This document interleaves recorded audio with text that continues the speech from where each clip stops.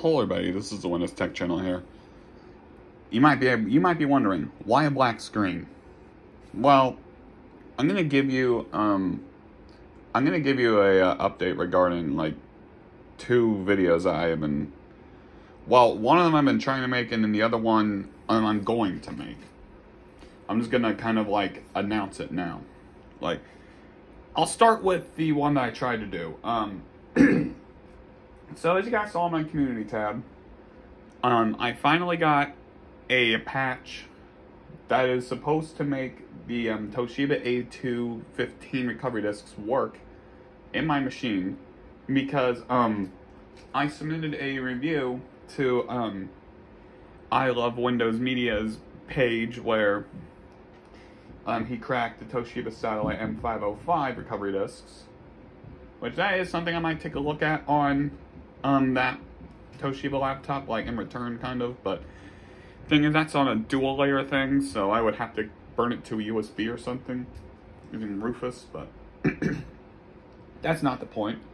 Point of that is, when I actually ran the thing, it worked, but I ran into several issues. Like, I had to manually activate the build, which what I did was I used the Windows Vista Home Premium OEM product key that Toshiba provided, and then had to go through the telephone activation process, which I was able to get that to work just fine without a hiccup.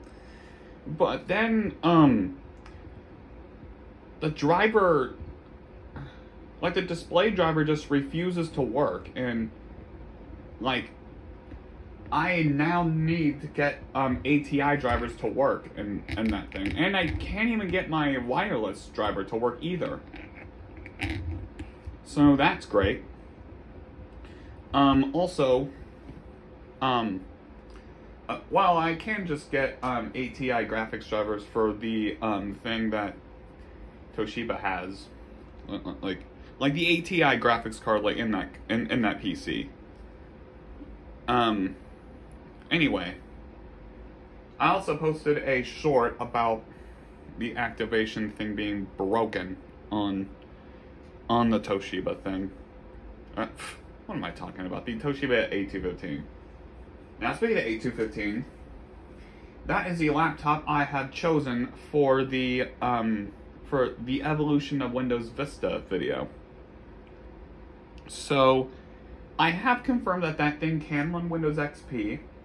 And my initial plan was I was going to upgrade from Windows XP Home Edition Service Pack 1.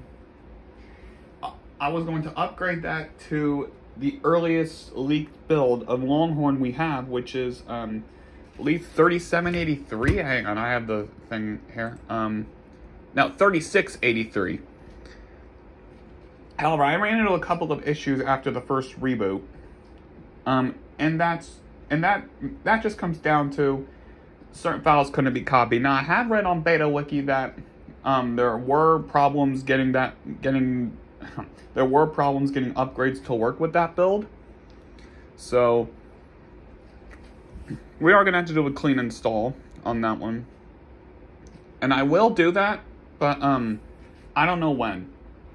But I can tell you that I do have the first two builds burned to CDRWs, and yes, I'm going to be taking a look at like 2 builds per video, because I know I've done like 2.5 hour videos before, but I just wanted to keep these short and sweet.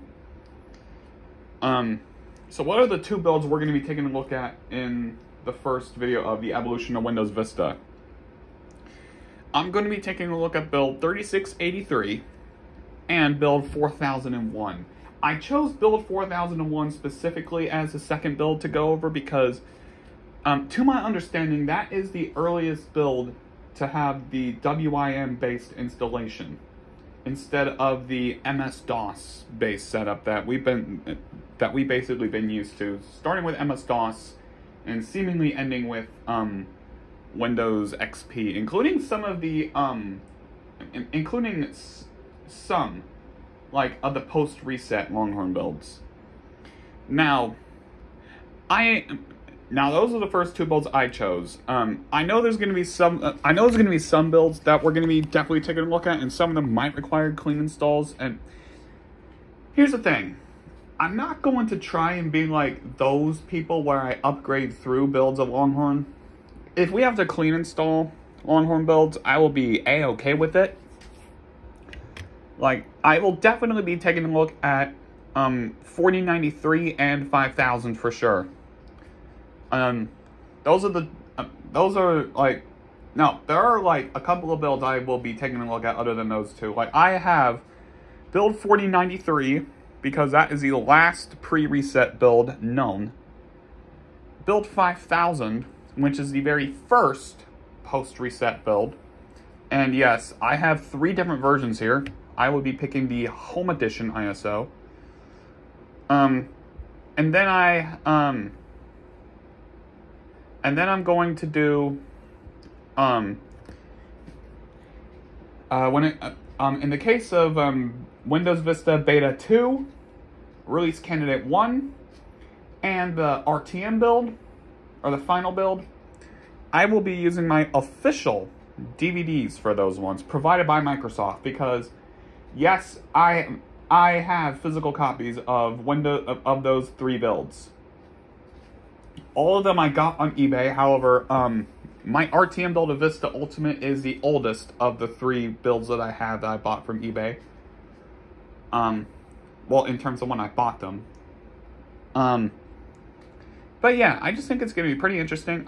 Well, actually, I do have build 3683 in the Toshiba right now. Like, it's booted to the first part of the setup, but I just haven't gotten around to recording it because I am a pretty bad procrastinator. But yeah, that's all I really wanted to say. So I hope you guys will enjoy what I have for you, and I will see you all whenever I get to the Evolution of Windows Vista Part 1.